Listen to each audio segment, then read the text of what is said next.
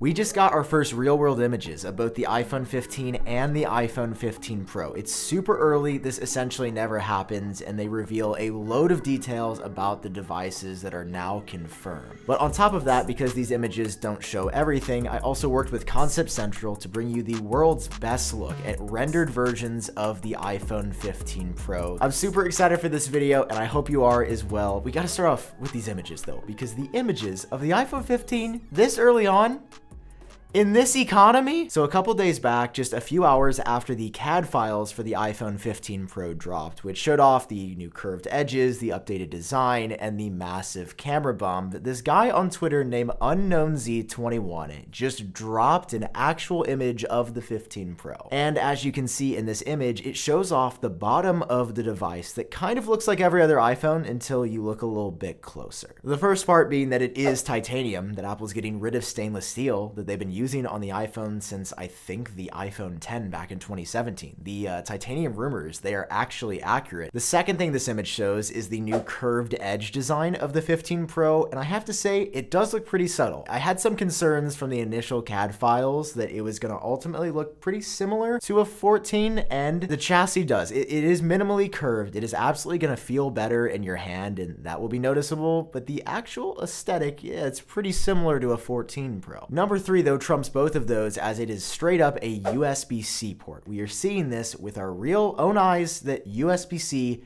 is on an iPhone, not a mod, straight from Apple. So excited, have been waiting for USB-C for so long. I know there were a lot of you that were skeptical, but I've remained strong. I knew this was happening, and yeah, it's pretty validating to see it on the phone this many months ahead of the release. So that's the iPhone 15 Pro. But what if we also got an image of the iPhone 15? That would be pretty insane. And that's exactly what happened when just a few days later, UnknownZ again dropped on Twitter images of the standard iPhone 15, the normal base model. And these are also just absolutely wild to see, because in the first image, which purports itself to be the front of the iPhone 15, it looks pretty normal, exactly like the standard 14 that we have now. But if you look at the top, you see the dynamic island. The dynamic island has been rumored to come to the 15s, but I wasn't convinced, but it's happening. The standard phones getting dynamic island this year, which is like, I don't know, it's a pretty big deal. It's a huge feature on the Pros. The second thing you notice though, in the second photo, is USB-C on these phones too. And I know that might seem obvious that if Apple was putting USB-C on the Pros, they'd also put it on the standard 15s, but I wasn't entirely sure, considering that the 15 is the more mainstream model. I wouldn't have been super surprised if Apple restricted that to still be Lightning, but no, it's just gonna be USB-C.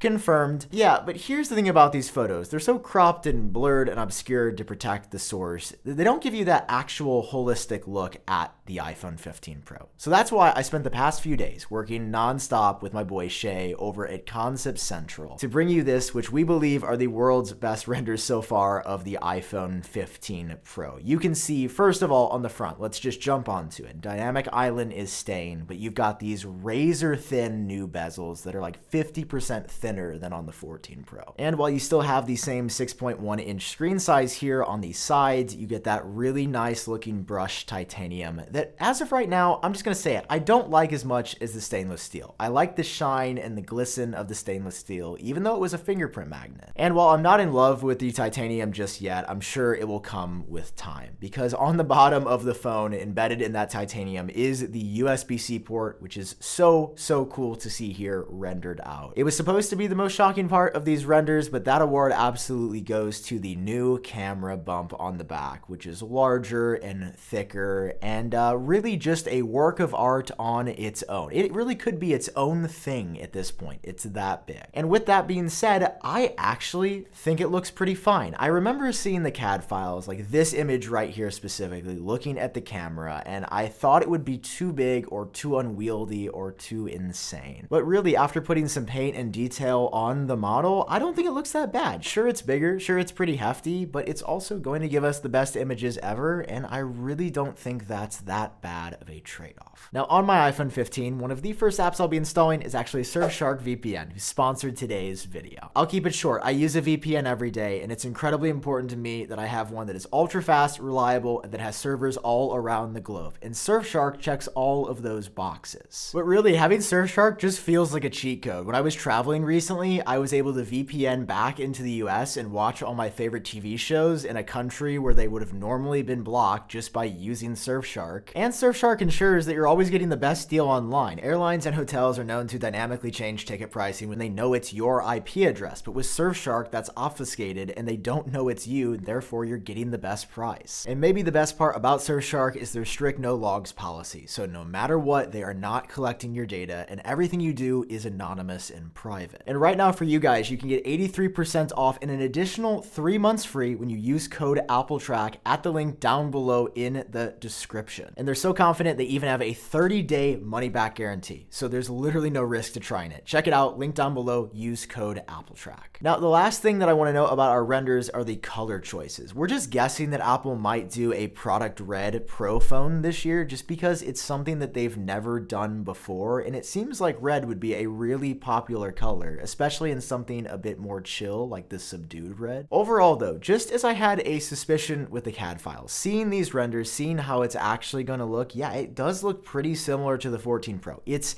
not as big of a visual change, a super cycle, major redesign year as we thought it was going to be. It's not bad. It's definitely an improvement about what we have now. I thought it'd be a little bit more dramatic. It's a nice little change, but fundamentally, it's kind of got the DNA of an iPhone 14 still more than anything. Now, finally, I want to round out this video with a couple of interesting reports we've gotten about the iPhone 15 recently. First of all, being that the display on the Pros may actually be getting a little bit brighter. According to Shrimp Apple Pro, he was suggesting that the screen could potentially increase to 2500 nits from the 2000 nits of max brightness that it's at now, which is a pretty substantial increase. The iPhone screens already get crazy bright on the 14 Pro specifically. Another 500 nits would actually match the Samsung Galaxy S23, which is pretty interesting. Second up, we've got a report that honestly I've been sitting on for a while because I feel like I didn't really want to confront this, and it talks about how Apple is definitely bringing USB-C to the iPhone 15, as we already saw in this video. But it's not going to be the same USB-C as what we get on the iPhone 15 Pro, which sounds weird. How would two USB-C ports, one on a Pro, one on a non-Pro, be different? Apparently, it has to do with the speeds that Apple is going to allow data transfer to happen. While on the Pros, it's going to be Thunderbolt lightning fast, which is what we've needed for a long time. It's still going to be limited to USB 2.0 on the 15. It's like I can't complain because I've wanted USB-C for so long. And you know, it'd be great if Apple gave gigabit speeds Thunderbolt to the 15 standard people, but also, like, are the people buying the standard iPhone 15,